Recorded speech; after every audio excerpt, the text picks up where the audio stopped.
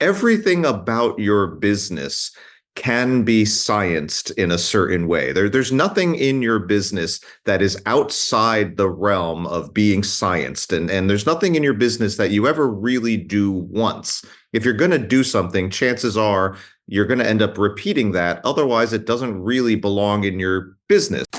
Welcome to the Making Sales Social podcast, featuring the top voices in sales, marketing, and business. Join Brynne Tillman and me, Bob Woods, as we each bring you the best tips and strategies our guests are teaching their clients, so you can leverage them for your own virtual and social selling. This episode of the Making Sales Social podcast is brought to you by Social Sales Link, the company that helps you start more trust-based conversations without being salesy through the power of LinkedIn and AI. Start your journey for free by joining our resource library at socialsaleslink.com/library. Welcome to the show. Welcome back to Making Sales Social, or if you're here for the first time, welcome to Making Sales Social. I have a really cool guest today. Pete Romano founded the company Segwik, which gives businesses that edge by bringing all the tools they need into one place while providing all the support necessary to learn and master those tools.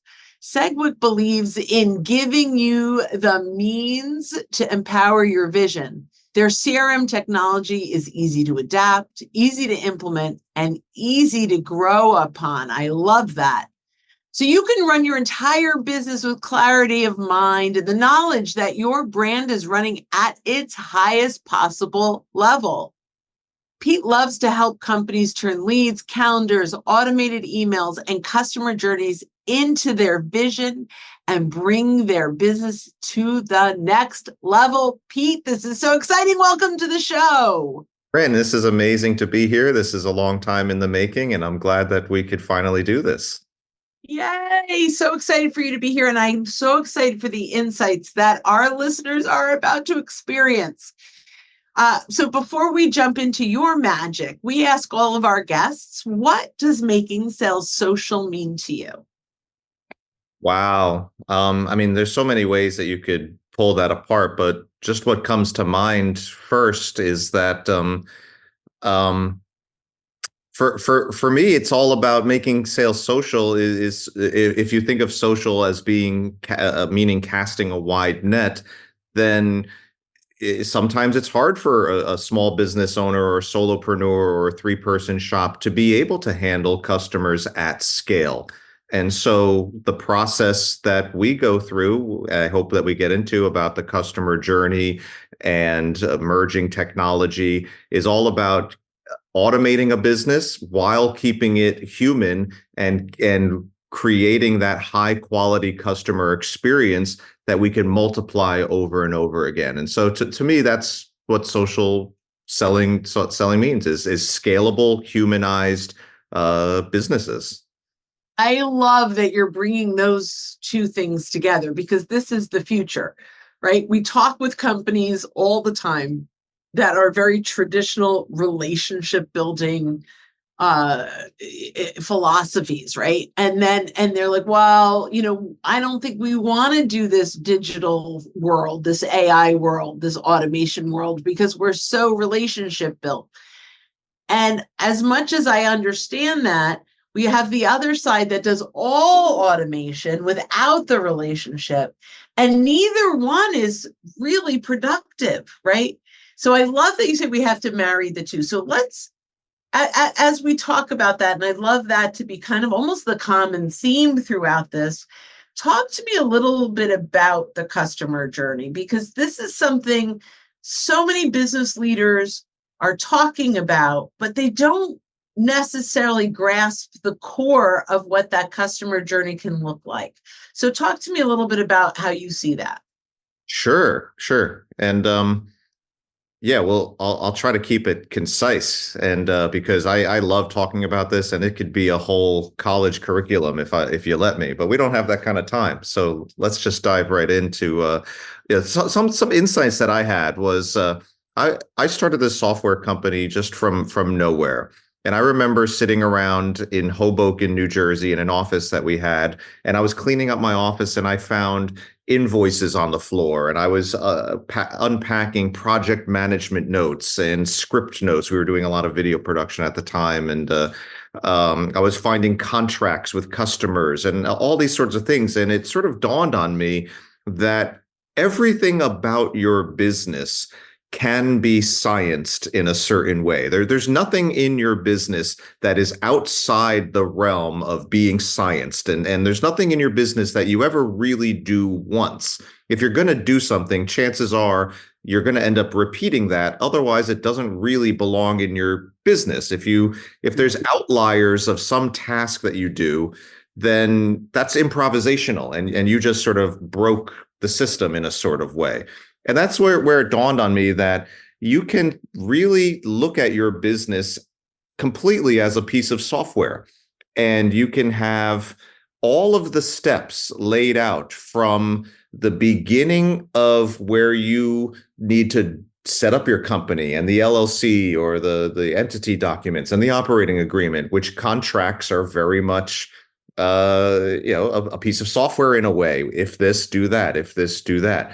But then as it relates to the customer journey and you start to market to people, okay, well, how do you do that? Who do you go after? Okay, that's a big conversation. But then where do you drive them to? Where are you driving them to? We call those customer journey entry points. And so are you driving them to an inbound phone call? Are you driving them to a calendar? Are you driving them to your LinkedIn? Are you driving them to a webinar? Okay, and then if you drive them to your phone, then what happens? Or if you drive them to your calendar, then what happens? And then you could just keep asking that question. And before you know it, you have all of these branches and you have this wireframe of a really elegant, beautiful model if you really just take the time to consciously build that, not unconsciously and think, well, the customers usually put me through this and then they put me through that. That's got to stop. You are the composer of your own business processes. You are Beethoven with a little scribe pen, with a little feather, and you're writing out the steps of how everything should operate. And that's the real job of any entrepreneur, that's what to be an entrepreneur really is you're building the system that delivers the products. You're not building the products, you're building the system that delivers the products. And to our world, that's what we call the customer journey. And everything is informed by that. Everything that you do internally is informed by the steps that the customers experience, from just learning about the problem that they have, to choosing you, to being a passionate advocate all the way at the end of the process. Oh, I love that.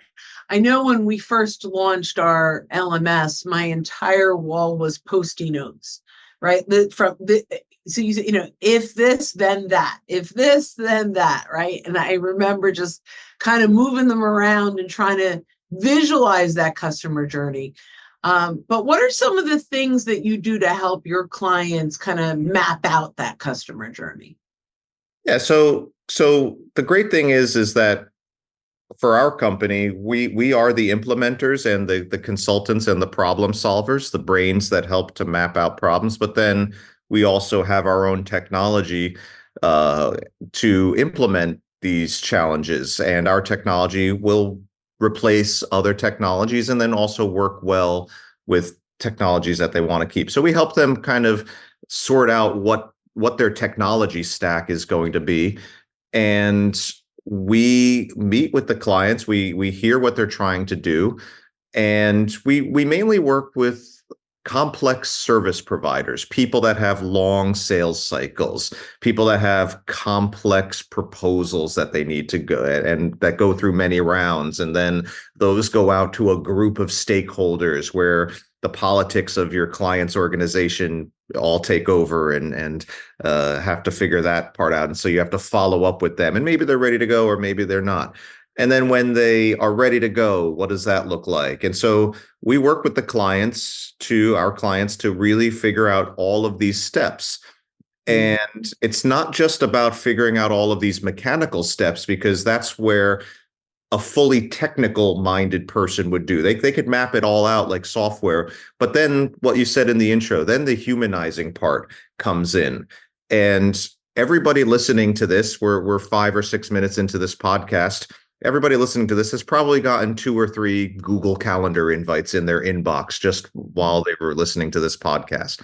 And what's the point of that? Like, it's a boring email that just clutters up your inbox, doesn't do anything for anybody.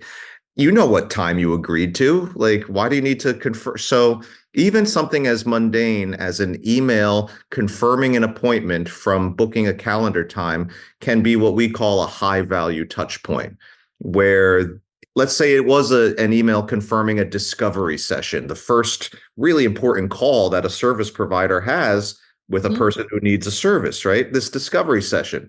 That should be a momentous celebration that somebody's willing to set aside 45 minutes or 90 minutes to hear about you. So that email should reflect the high value that you put on that customer's time and the high value that you put on your time to have a very productive session. So let that person know what they're getting into, give them an agenda, give them a video preview, give them a downloadable item, some things to think about, some potential questions to have. And so we'll design these really intricate emails that just help to move this customer through these beautiful stages of the business.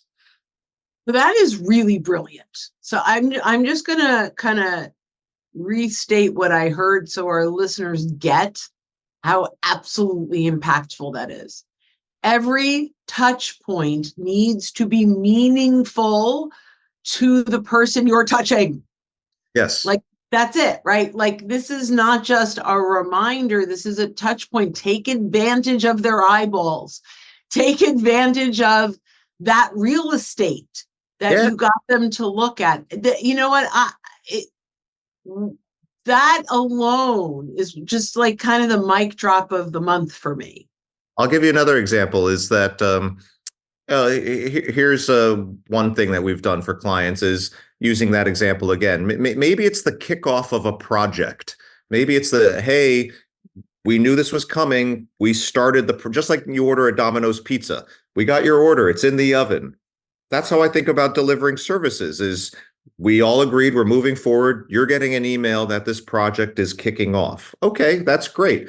You could make that high quality. We've done great things very interesting things where you have the important calls to action at the top of an email, and at the bottom of the email are like a simple link to your latest article or a simple link to your latest podcast where you have the business at the top, the relevant, timely business, and then at the bottom of the email is sort of timeless type of content, evergreen content. We've done that. But then one more point on this is that I had a really good friend who would say, Pete, stop sending me got a minute meeting requests. Pete, got a minute meeting? You got a minute? Hey, you got a minute? That's what a typical person does as they go through their customer life cycles is, I need this question. I have this thing. And they go to their Google Calendar and they send off the invite to the customer. And everybody knows Google Calendar. You just put in whatever subject line you want in there. And that is not giving you any barriers to your process. What's that meeting about? Like, it just lets you put in anything. And so we work with people to put barriers on the process because we're all human. We all make mistakes. We all want to stray and improvise day to day. And if you could put proper barriers that allow the right amount of control at the right moments, you're building your scalable business. Wow. How much of that is driven by AI, your prompts, or is it just kind of click button for follow up on this process, click button for follow up on that process? Like how are you delivering those scalable, productive calendar invites or emails at the right time? Great question. That's a great question. And AI can play a role in this, and I'll share. But as you're building out your exact business processes, for us right now, most of it is pretty rigidly laid out, where AI isn't really playing a role in the structure of your journeys. Maybe AI can help inform you if you ask questions about ideas about how you could make elegant customer journeys. It can give you some brainstorming ideas, but the actual carrying out of them, they're rigidly timed. But I'm going to give you an example right now. of that's going to blow your audience's mind about where AI is going for us. Let's say that I have a contact in my database where I say to my virtual assistant, hey, get some discovery sessions with this person and that person. Okay, well, person A, you might have a very high rapport and you've known them a long time. Person B, you just met at a networking event last week. The outcome that you want from your VA is that you want them to help compose an email that is going to get them both to a discovery session. If you want that to be personalized, chances are you haven't really put in any information that your virtual assistant that might be overseas, that has no context, they don't know who these people are, they don't know what to say. So we're really focused on making sure that every interaction that you're having with people is easily loggable. And so if I have a person that's been in my universe for 10 years and I have a person that I just met, the system will know that. And if you want to get a personalized email to them, that's where AI can really start to help, where it can analyze everything that you know or everything the system knows about that customer and compose an email regardless of having a common goal. Each of those two examples would get an email that is in my tone that's appropriate for the relationship that's already been established. That's awesome. I mean, we're developing AI around building content, but this is the fact that this is in real time, click a button, here's what I'm looking to accomplish is amazing. It's So very I love that. Um, you know, businesses and business processes have been on, I guess business processes have been around for a very long time, right? Whether it's originally your CRM that you put in processes, or you have your timeline from when you roll out a new project. But scaling that has always been a challenge. So talk to me a little bit about how you are helping your clients refine that process and then actually scale it through technology. Yeah, sure. So I would say to clients that if you could map how just, I'll say it like this. At the current moment, at any business, if the business was to just stand still and freeze a moment in time, there are customers that are at one point of their life cycle. There's customers that are further down. They're at the end of their life cycle. There's people that are just getting into their life cycle. And so you, as the business, you're seeing all of these people in different stages of their customer life cycle, and you probably have no very limited best practices to begin with. And so you're having to juggle all of these people, and this guy we have to say this to them, and we need to do this for that person. And it's becomes a very improvised process. So one of our insights very early on was this idea of put all of that out of your head. We have to put that out, and let's just focus on how does one customer move through our processes perfectly. Let's just, but Pete, we have customers that are high end and we have customers that are very low end, low value, and we have customers that are very high ticket. Okay, well, if you service those differently, let's create two different personas. Okay, you have your high ticket persona and you have your low ticket persona. You just said that they move through your processes differently. Okay, let's take one at a time. And this person moves through depth and these steps, and the other persona goes through a different set of steps. And so not every customer in your database is created equally. And so it's up to you, the business owner. Again, it's about being proactive and not reactive. So we will work with customers to really shape that. But then it comes down to, and this is where I mentioned earlier that I had a music background. None of this came to me because I was good at this. I was a musician. I was an improviser. I would play guitar solos and you're just coming up with stuff. And that is good for a certain kind of environment, but it's not very good for making analogies to business processes. Business processes, I needed to learn to be more like a football team or more like a basketball team or more like the New York Yankees, where you're running plays and you're practicing the play. And so we'll work with businesses to say, okay, we'll build wireframes. We'll build videos of saying, okay, well, when you do this, then this happens, and then this happens, and this happens. And so study what's going on and learn how the system is working now that we've configured it. And so we act as that kind of manager, that coach that says, run the play again, and it's going to get better every single time. I love this. And it's amazing how people are just randomly out there in the world running their business and don't really have this structured process in place, which I think makes it really difficult to scale. So I love what you're doing. So 2 more questions. Second to last question. What question did I not ask you that I should have? Oh, wow. What question did you not ask me that you should have?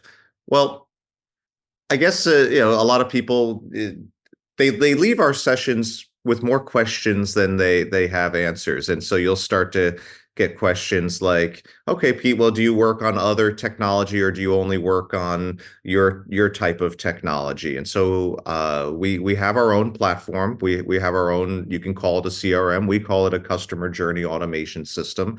It's industry agnostic. It really can take on the challenges of any kind of business, but we're not necessarily exclusive to that, because you can't just tip over a business's apple cart just willy-nilly. It's not your decision to make. There's ongoing stuff. And so I like to say that if you're in the New York area, you remember when they knocked down the old Yankee Stadium and they built the new Yankee Stadium. Which is gorgeous. So it is. So we're building for our clients, we're building the new Yankee Stadium while the old Yankee Stadium is still having games.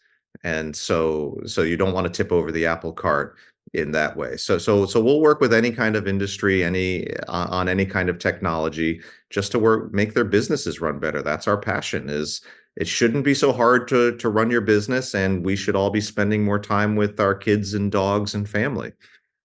I love work-life balance, that's for sure. Yeah. So last question, if you've piqued the interest of an entrepreneur or business leader, how can they get in touch with you? Sure. Segwik.com is SEGWIK.com, or just find me on LinkedIn. And Awesome. Pete Romano from Segwik. Thank you so much. Lots of mic drop moments. Absolutely brilliant. I will say, although I had a lot of takeaways, I'm going to repeat the one that really is just like going to be part of the fabric of my being, which is make every one of those touch points meaningful to the receiver of that touch point. And just, it's such a simple thing, but it's mind-blowing that I haven't done that. So Right. Thank you so much for your insights. And for everyone else that's out there listening and learning, I'm sure you got some amazing takeaways. And make sure when you're out and about, you're making your sales social. Thanks, Pete. Thanks, guys. Don't miss an episode. Visit socialsaleslink.com/podcast. Leave a review down below. Tell us what you think, what you learned, and what you want to hear from us next. Register for free resources at linkedinlibrary.com. You can also listen to us on Apple Podcasts, Spotify, and Google Play. Visit our website, socialsaleslink.com, for more information.